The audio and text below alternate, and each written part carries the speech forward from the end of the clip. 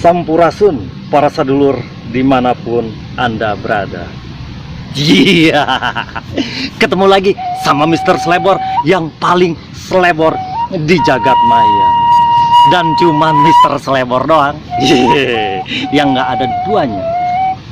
Para sedulur, hari ini Mr. Slebor mau membahas tentang suatu yang dicari-cari bendanya atau dicari-cari daerahnya. Kemarin Mr. Slebor membahas tentang Wangsit Prabu Siliwangi. Di dalam Wangsit Prabu Siliwangi itu dikatakan, ya kan, ada perkawinan di Lebah Cawene, gitu. Nah, hari ini orang mencari Lebak Cawene itu di mana? Tempatnya di mana? Lokasinya di mana? Tapi hari ini para sedulur tidak akan memahami apa yang dimaksud Lembah Cawene kalau para sedulur tidak mengerti tentang konsep kehidupan dulu, gitu. Konsep kehidupannya seperti apa? Sebenarnya simpel-simpel saja, ya kan? Simpelnya begini, ya kan? Alam semesta ini siapa yang menciptakan? Ayo, siapa para sedulur? Siapa? Itu dia. Yang menciptakan alam semesta ini adalah Sang Pencipta itu tadi, atau bahasanya Tuhan, atau Allah, atau Si Maha Hidup, atau Gusti Pangeran, atau siapapun. Yang penting dia artinya adalah Sang Pencipta.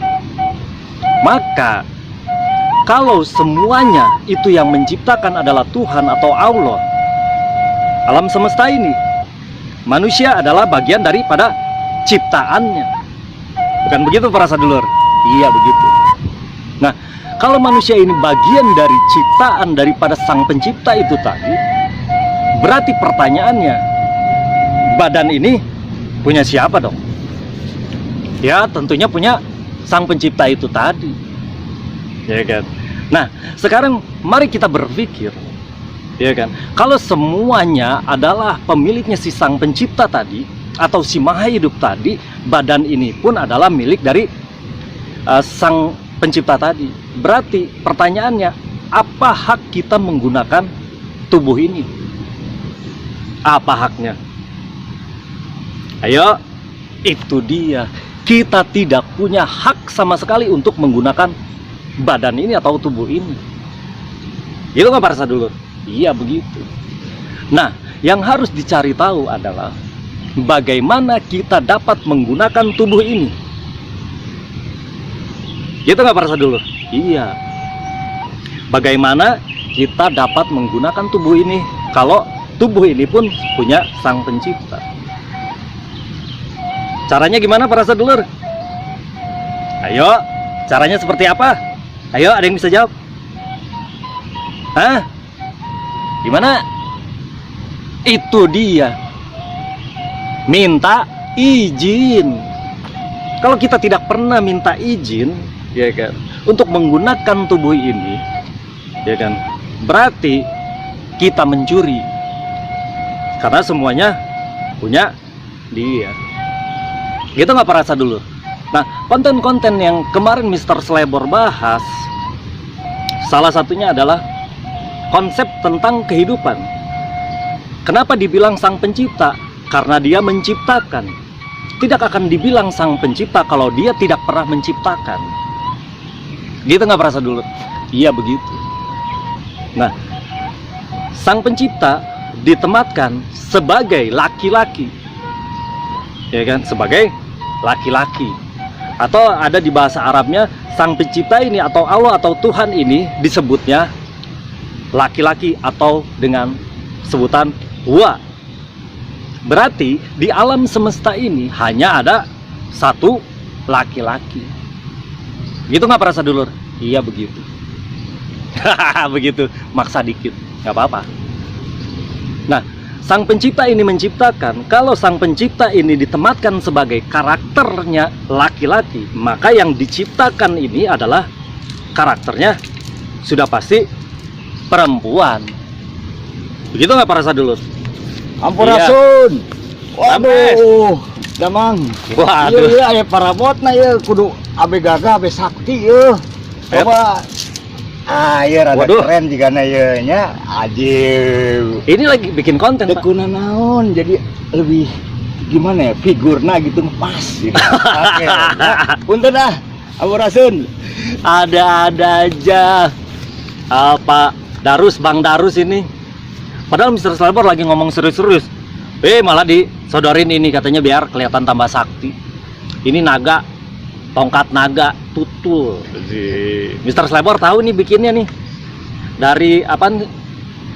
Pohon apaan? Pohon pala. Dari pohon pala. Keren sih. Gitu.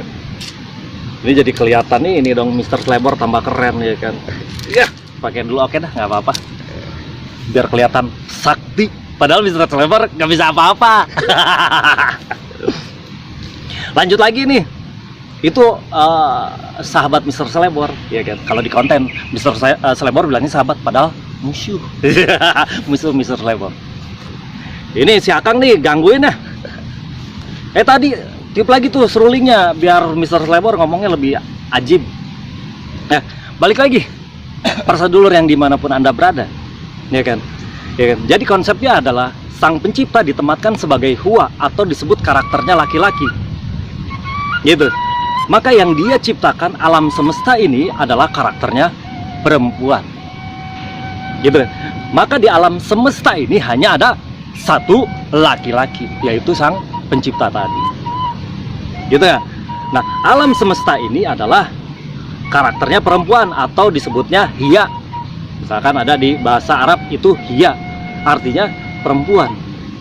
Nah, kalau Hua ini atau dia laki-laki ini ditempatkan sebagai raja, maka alam semesta ini disebutnya sebagai ratu.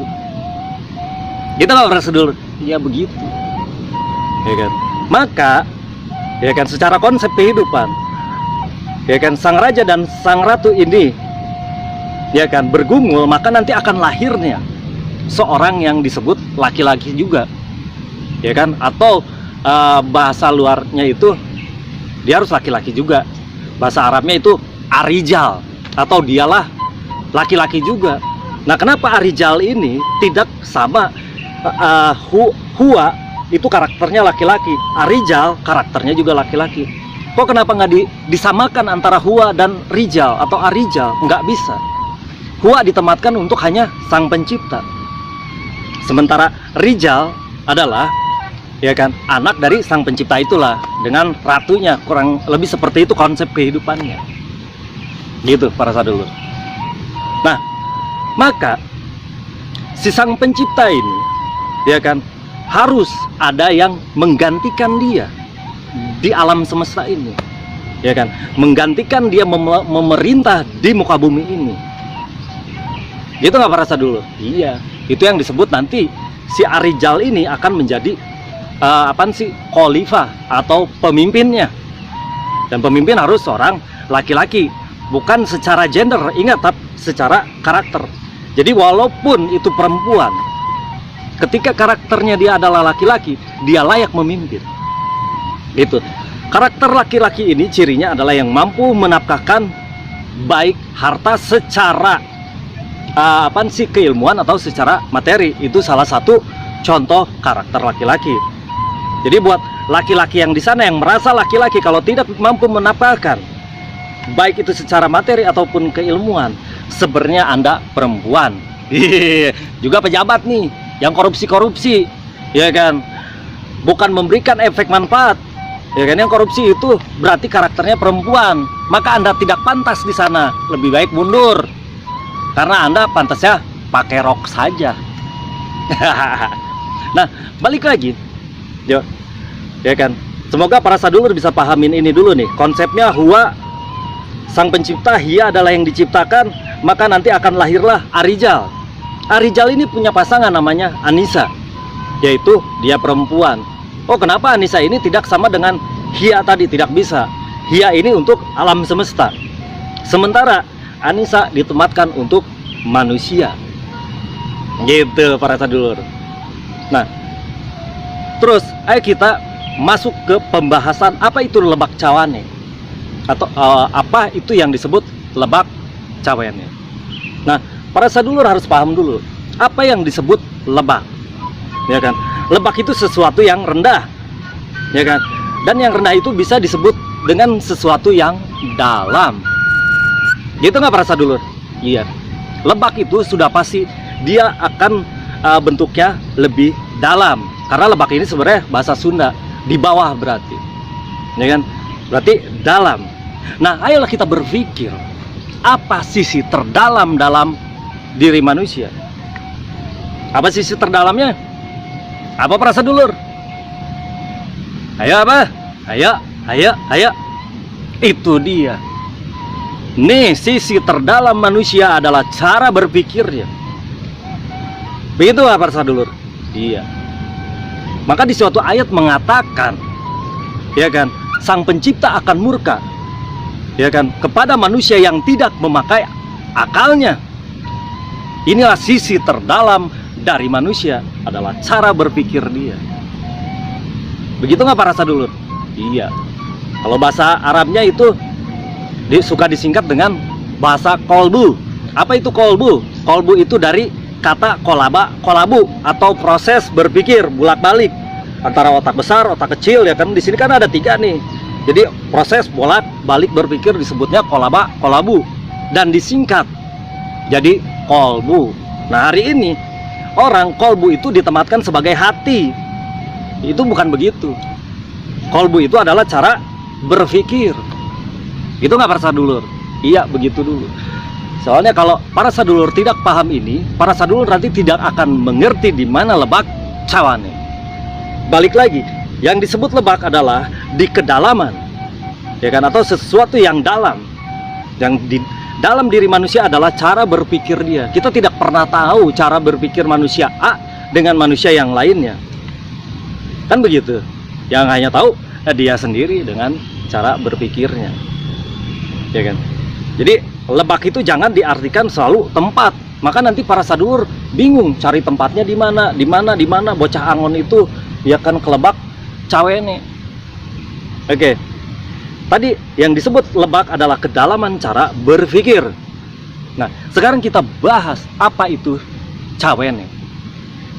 Cawene itu dari bahasa Sunda yang artinya adalah perawan. Waduh, kalau kita otaknya kotor, maka dilebak perawan, ya kan. Akhirnya nanti otaknya jadi ngeres di kelamin. Bukan itu, ya kan. Cawene artinya perawan, gitu. Nah, balik lagi ke konsep huwa hiya arijal anisa. Di muka bumi ini hanya ada satu-satunya laki-laki, yaitu Sang Pencipta itu tadi. Nah, semua di alam semesta ini karakternya adalah perempuan, termasuk manusia. Semua di mata Sang Pencipta itu adalah perempuan. Maka hanya ada satu laki-laki di alam semesta ini, yaitu Sang Pencipta itu tadi. Ya kan, terserah para sadulur bilangnya apa, mau Allah lah, ya kan, mau Tuhan, mau Gusti, mau, ya kan, yang penting artinya dia adalah pencipta alam semesta. Gitu. Nah, pencipta alam semesta ini harus ada yang menggantikan. Siapa yang menggantikan? Ya kan, yaitu harus anaknya. Anaknya yang mana? Ya kan, seorang anak ini adalah anak yang mengerjakan pekerjaan orang tua, itu baru anaknya. Kalau anak tidak mengerjakan pekerjaan orang tua, itu bukan anaknya. Gitu. Nah, jadi anak Sang Pencipta akan mengerjakan apa yang diperintahkan oleh ayahnya tadilah, kurang lebih begitu konsepnya. Maka anak ini adalah yang menggenapi hukum-hukum dari Sang Pencipta itu tadi, karena dia adalah anaknya, ya kan? Atau secara mudah tadi, ya kan, anaknya adalah yang akan menggantikan Sang Pencipta itu tadi di alam semesta untuk memimpin atau untuk menjadi khalifah. Nah, cawene artinya perawan, ya kan, atau gadis. Nah, konsep huwa dan hiya, huwa karakternya laki-laki, hiya adalah yang diciptakan. Huwa artinya Sang Pencipta, karakternya laki-laki. Yang diciptakan adalah alam semesta, karakternya hiya atau perempuan. Maka pergumulan dari Sang Pencipta dan yang dicipta maka lahirlah seorang Arijal nanti ke depan. Ya kan? Arijal karakternya sudah pasti laki-laki. Dan dia nanti yang akan menggantikan tugas-tugas atau perintah dari sang pencipta itu tadi.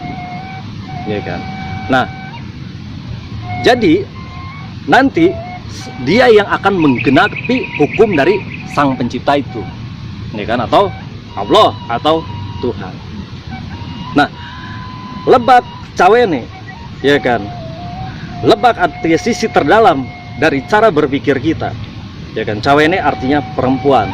Maka tadi hanya ada satu-satunya sang pencipta itu karakternya di muka bumi adalah dia adalah laki-laki. Berarti semuanya perempuan. Berarti alam semesta ini karakternya perempuan, termasuk Mr. Slebor yang ada di sini karakternya perempuan. Maka perempuan ini dia kan hanya harus mengabdi pada satu laki-laki, kan begitu, ya kan? Nanti perempuan ini akan menjadi, ya kan, akan ibaratnya seperti ini nih. Ini memang agak berat nih bahasannya, ya kan? Tapi nggak apa-apa. Semoga para sadulur di sana paham, ya kan?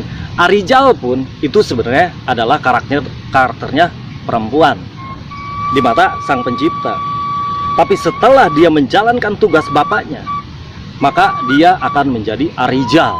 Karakternya menjadi Arijal. Nah, secara mudah adalah cawene itu adalah semua makhluk di muka bumi ini adalah disebutnya cawene atau perempuan. Perempuannya siapa? Perempuan dari sang pencipta itu tadi. Maka semua perempuan itu, karena tidak ada laki-laki di alam semesta ini, hanya sang pencipta itu, maka semuanya adalah, ya kan, harus menikah dengan sang pencipta itu tadi, ya kan, harus mengabdi, kan begitu para sadulur? Iya begitu. Ini masuk nih para sadulur, ya kan? Iya, karena bahasannya lumayan berat ya, lebak cawa ini. Nah, atau Mr. Slebor lebih sederhanakan seperti ini. Kalau ada seorang raja mau turun tahta, apa yang dilakukan? Ya kan? Pasti memilih anak-anaknya. Biasanya dipilih yang paling tua, yang laki-laki. Ya kan? Nah, sebelum dia dijadikan raja, apa yang dilakukan oleh sang ayah tadi? Apa yang dilakukan? Itu dia, melantik anaknya. Begitu nggak para sadulur? Iya begitu. Ya kan? Ya kan? Raja itu akan melantik anaknya untuk jadi raja baru nih. Ya kan? Melantiknya bagaimana? Pasti adanya sumpah. Ya kan? Anak itu harus diambil sumpah. Sumpah untuk menjadi raja, kan begitu, untuk menjalankan pemerintahan itu. Kan sama, semua yang jadi presiden di bangsa kita itu melalui sumpah atau dia harus berjanji. Itu para sadulur, harus berjanji. Berjanji kepada siapa? Ya kan? Berjanji kepada taat kepada hukum-hukum dari sang pencipta kita. Gitu nggak para sadulur? Udah mulai masuk belum? Belum? Jelaskan lagi. Secara mudah aja ya. Ya kan? Ya, secara mudah. Raja ketika akan lengser, akan turun, dia akan mencari seorang pengganti. Ya kan? Siapa penggantinya? Ya anak dia. Kan begitu. Nah, nanti anak dia sebelum jadi raja ini karakternya perempuan. Ya kan? Maka dia harus nurut nih. Ya kan? Harus nurut. Ya kan, kepada si sang raja tadi. Nanti setelah dia disumpah menjadi raja, maka si anak tadi jadi karakternya berubah, udah sebagai pemimpin atau khalifah, dan dia ditempatkan sebagai karakternya itu dia laki-laki. Jadi paham nggak para sadulur? Lebak cawene itu adalah kata kiasan, ya kan? Kata kiasan dari mana? Ya kan? Di lebak cawene itu akan terjadi pernikahan, ya kan? Pernikahan dengan siapa? Ya dengan sang pencipta itu tadi. Ya kan? Di lebak cawene nanti ada yang menikah. Menikahnya dengan siapa? Dengan sang pencipta. Ya kan? Apa yang dia nikahi? Yaitu hukum dan ketetapannya. Sebenarnya lebak cawene itu adalah ketika manusia itu mengambil perjanjian. Perjanjian dari siapa? Perjanjian dari Sang Pencipta kita semua. Itu yang disebut lebak cawene. Jadi spiritual yang dimanapun Anda berada, ayo, nggak usah repot-repot tuh nyari tempat lebak cawene di sini, ini, ya kan? Bukan. Lebak cawene itu adalah manusia yang mengambil perjanjian. Mengambil perjanjian dengan siapa? Dengan Sang Pencipta. Dia berjanji akan menggenapi hukum dan ketetapan dari Sang Pencipta itu tadi. Atau dulu kerennya disebut Rasul. Karena semua Rasul itu diambil perjanjian. Maka ada ayatnya. Dan ingatlah ketika Sang Pencipta mengambil perjanjian dari para nabi. Gitu. Maka semua nabi atau semua Rasul itu diambil perjanjian. Nah, ketika dia berjanji kepada Sang Penciptanya untuk mengembankan misi risalah, itulah yang disebut lebak cawene. Ya kan? Itu nggak perasa dulur. Iya, itulah lebak cawene. Jadi lebak cawene jangan dicari-cari tempatnya, karena lebak cawene itu ketika kita menyadari bahwa kita harus tunduk patuh dengan hukum ketetapan dari Sang Pencipta, maka janjikanlah itu. Ya kan? Berjanji untuk selalu menaati perintah dan larangan dari Sang Pencipta. Maka ketika perjanjian itu diambil, ya kan, dialah si bocah angon. Gitu. Hari ini yang disebut-sebutnya Satria Piningit, Satrio Piningit. Ya iya, Satrio Piningit itu pasti yang sudah diambil perjanjiannya oleh Sang Pencipta itu tadi. Perjanjiannya apa? Ya mudah sekali, ya kan. Dia berjanji akan mengikuti larangan dan menjauhi perintah. Gitu. Jadi cawene-nya udah terjawab ya, bahwa cawene itu adalah perempuan. Di mata Allah semuanya perempuan, atau di mata Gusti itu semuanya perempuan. Maka semua manusia di muka bumi ini harus melakukan perjanjian. Perjanjian dengan siapa? Perjanjian dengan Sang Pencipta. Gitu. Biar itu perjanjian. Sebenarnya yang mudah begini aja. Cirinya bangsa Indonesia adalah milik punya KTP. Maka dia sah menjadi warga negara Indonesia. Gitu nggak perasa dulu? Iya.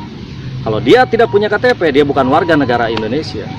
Nah, sebenarnya, ya kan, perjanjian itu adalah untuk ulang. Ketika kita mau bikin KTP, kita mengajukan mau bikin KTP. Ketika mau bikin KTP, nanti ada syarat dan ketentuan berlaku. Ya kan? Syarat dan ketentuan berlaku itu adalah perjanjiannya. Kalau kita tidak mau menaati perjanjian itu, ya kan, maka KTP-nya nggak akan turun. Itu nggak perasa dulu? Iya begitu. Nah, apa cirinya KTP dari Sang Pencipta? Itu kan cuman keimanan, gitu kan, iman. Maka perjanjian itu adalah untuk mendapatkan keimanan itu tadi. Maka ayatnya, tidak ada seorang pun akan beriman. Ini mengutip di salah satu ayat. Tidak ada seorang manusia pun akan beriman kecuali dengan izin Sang Pencipta. Kan begitu. Itu izin Sang Pencipta itu, ya kan, kalau kita ngambil izin dari Sang Pencipta itu, atau kita mengambil perjanjian dari Sang Pencipta itu, maka kita disebut orang beriman. Jadi lebak cawene itu adalah saat manusia menjanjikan dirinya untuk selalu selaras dengan ajaran dan ketetapan dari Sang Pencipta itu, ya kan, maka itu sebenarnya adalah perjanjian beriman. Gitu. Maka ketika mengambil perjanjian itu disebut beriman. Maka semua Rasul, semua Nabi itu orang beriman. Gitu nggak para sadulur? Iya. Jadi jangan repot lagi. Lebak cawene ini adalah saat manusia itu mengambil perjanjian, mengabdikan dirinya kepada Sang Pencipta untuk menjalankan misi risalah. Itu nggak para sadulur? Iya. Jadi kalau kita masih nyari tempatnya di sini, tempatnya di situ, berarti kita belum paham dengan konsep kehidupan ini. Wahia, Anissa, Rijal, itu harus paham dulu. Kalau tidak paham itu, para sadul tidak akan pernah mengerti di mana Lebak Cawene, ya kan? Ya, Cawene itu artinya perempuan. Di mata Sang Pencipta, di muka bumi ini semuanya perempuan. Maka hanya ada satu laki-laki, yaitu Sang Pencipta itu tadi. Maka kita wajib mengambil perjanjian, ya kan? Atau minta izin untuk menggunakan hak hidup kita. Karena semuanya ini balik lagi ke yang pertama. Alam semesta ini punya Sang Pencipta, berarti tubuh ini punya Sang Pencipta juga. Terus apa hak kita memakai tubuh ini? Ya kan, tentunya kita harus minta izin, ya. Dan ketika kita tahu cara meminta izinnya, sebenarnya itulah Lebak Cawene. Begitu para sadulur, ya kan. Yang sudah paham tentang konsep ini, kalian luar biasa. Yang belum paham, semoga terpahamkan. Dan yang belum mengerti dengan ocehan Mr. Slebor, ya kan, karena memang bahasa ini bahasa yang cukup berat, ya kan, memaparkannya juga enggak mudah, butuh kepahaman yang luar biasa. Jadi yang kalau belum terpahamkan dengan ocehan Mr. Slebor ini, ya kan, coba dengerin berulang-ulang. Mungkin Mr. Slebor tadi bacainnya misalkan bahasanya yang kurang dimengerti, atau misalkan bahasanya lompat atau segala macam. Tapi kalau para sadulur jeli, para sadulur akan mengerti sebenarnya Lebak Cawene itu di mana, ya kan? Jawabannya adalah simpel. Lebak Cawene itu adalah manusia yang mengambil perjanjian. Perjanjian untuk apa? Untuk mentaati perintah dan menjauhi larangan dari Sang Pencipta. Itulah yang disebut Lebak Cawene. Begitu nggak para sadulur? Iya. Terus ucapan terima kasih buat para sadulur yang selalu stay di channel Mr. Slebor. Keren buat kalian, ya kan? Dan terima kasih yang udah nge-share ke sana sini, ya kan, channel Mr. Slebor. Semoga banyak saudara-saudara kita di luar sana yang bisa terpahamkan, ya kan? Siapapun, mau orang biasa, mau pejabat, siapapun boleh di-share. Dan kalau para sadulur mau bantu channel Mr. Slebor, ya kan, para sadulur boleh berlangganan dengan cara subscribe, ya, subscribe, klik tuh, ya kan, tulisan subscribe yang merah-merahnya, iya, gratis. Tekan deh loncengnya, ya kan, biar Mr. Slebor kalau ngupload tayangan pasti muncul. Ketika para sadulur lihat YouTube para sadulur, nanti akan langsung tampil di handphone para sadulur, gitu. Dan buat teman-teman spiritual, teman-teman perjalanan, teman-teman bela diri, teman-teman dimanapun berada, teman-teman yang merasa berteman dengan Mr. Slebor, teman-teman yang suka komentar dengan di channel Mr. Slebor, terima kasih, ya kan. Dari komentar-komentar saudara semua, sadulur semua, Mr. Slebor dapat terpahamkan lagi, ya kan.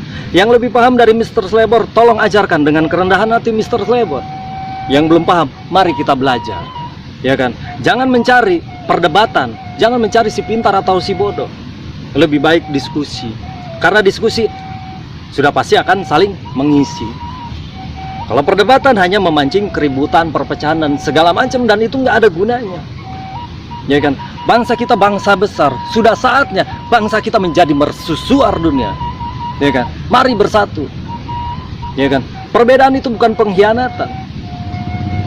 Jadi yang berbeda biarkan saja berbeda, tapi yang sama jangan pernah kita beda-bedakan. Begitu nggak para sadulur? Iya. Ngomongnya berapi-api ya. Iya. Buat para sadulur yang baru nonton channel Mr. Slebor, terima kasih, ya kan. Yang bisa nonton channel Mr. Slebor sampai habis, berarti para sadulur orang pencarian. Dan para sadulur pasti manusia yang mampu membuka cara berpikirnya dengan sehat. Lihat. Manusia sampai batuk. Manusia yang mampu membuka wawasannya, ya kan. Kalau yang nonton tayangan Mr. Slebor ini fanatik, egosentris, dia tidak akan paham, ya kan. Terima kasih yang masih stay di channel Mr. Slebor. Jadi sekali lagi, nggak usah cari-cari yang namanya Lebak Cawene, itu akan buang-buang waktu para sadulur, ya kan. Karena Lebak Cawene itu adalah manusia yang mengambil perjanjian, atau manusia yang disumpah oleh Sang Pencipta itu untuk menegakkan risalah dia, atau menegakkan sistem hukum dan ketetapan dari Sang Pencipta kita semua. Maka kalau zaman dulu dibilangnya Rasul. Gitu nggak Pak Sadulur? Iya begitu. Baik para sedulur, semoga tayangan ini bermanfaat buat sadulur ya kan, dimanapun ada berada ya kan. Semoga banyak yang terpahamkan ya kan. Kalau para sadulur sepakat dengan Mr. Slebor ya kan, share dah kemana-mana, mau itu ke spiritual, mau itu ke praktisi apapun, ke pemerintahan, silahkan share ya kan, biar saudara-saudara kita ini paham. Kalau ada yang kurang tepat dalam diri Mr. Slebor atau dengan ocehan Mr. Slebor yang paham, silahkan ocehin ya kan di kolom komentar. Karena Mr. Slebor masih bodoh, masih belajar. Namanya juga orang Slebor, makanya namanya juga konten Slebor gitu. Jadi, dan para sadulur juga jangan pernah menelan bulat-bulat mentah-mentah apa yang Mr. Slebor sampaikan. Anggaplah ini sebagai referensi cara berpikir para sadulur dan Mr. Slebor. Gitu nggak para sadulur? Iya begitu. Kalau main telan aja, kalau omongan Mr. Slebor salah yang ngusruk, Mr. Slebor ngusruk, para sadulur ikut ngusruk, ya kan? Tapi ayo kita saling mengingatkan. Yang lebih paham ajarkan Mr. Slebor, yang belum paham mari belajar bareng, ya kan? Tapi yang ingat tujuannya adalah satu, mempersatukan dan tidak memecah belah. Karena ajaran dari Sang Pencipta yang manapun, dia tidak akan pernah memecah belah, tidak akan mengotak-ngotakan. Jadi ketika para sadulur belajar ajaran apapun, pemahaman apapun, ajarannya memecah belah, itu bukan ajaran Sang Pencipta, ya kan? Tinggalkan. Tapi kalau ajarannya mempersatukan dan tidak memecah belah, di situ perdalam terus. Maka para sadulur akan mampu merahmati semua sadulur-sadulur kita yang belum paham, akan mampu merahmati para sadulur-sadulur kita yang mau mencari pengetahuan itu sendiri. Gitu nggak para sadulur? Ya dah begitu terus, ya kan. Mantap nih hari ini, baru pertama kali ya kan konten Mr. Slebor, ya kan. Backgroundnya ada sahabat Mr. Slebor dari jauh datang, ya kan. Bang Darus ya kan, dia datang. Langsung Mr. Slebor ngoceh, wah langsung main suling dia. Ini kan luar biasa.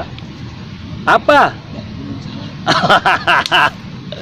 Ya kan dari Gunung Salak katanya.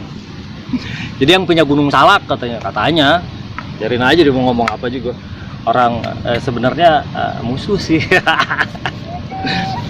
Baik para sadulur, ya kan? Kalau begitu Mr. Slebor pamit mundur. Karena panas sih. Sampai gerah ini Mr. Slebor. Semoga ocehan Mr. Slebor selalu bermanfaat. Ambil yang baik-baiknya, yang buruknya buang. Karena semua kesalahan hanya ada di Mr. Slebor, sementara kebenaran itu datangnya dari Sang Pencipta itu. Mari kita belajar, dan yang paling penting adalah bersatu. Jangan pernah membedakan siapapun. Mau matanya sipit, mau matanya belum, mau hidungnya mancung, hidungnya pesek. Selama itu bangsa Nusantara, bersatulah. Jadi begitu para sadulur, ya kan? Gitu aja dah, ya kan. Pokoknya semoga banyak yang terpahamkan dengan ocehan Mr. Slebor, ya kan. Kalau yang anggap Mr. Slebor belum paham, tolong ajarkan Mr. Slebor, ya kan. Jadi sekarang Mr. Slebor harus pamit undur, pamit nyungkur, nggak nyungkur. Pokoknya begitu aja, bersama tongkat sakti dari Bang Darus. Padahal tongkat sakti dari mana orang? Ini bikinnya tahu nih 2 hari lalu dari pohon pala. Iya, dadah, daripada Mr. Slebor ngocehnya kepanjangan, ya kan. Mr. Slebor pamit. Sampu, rasun para sadulur.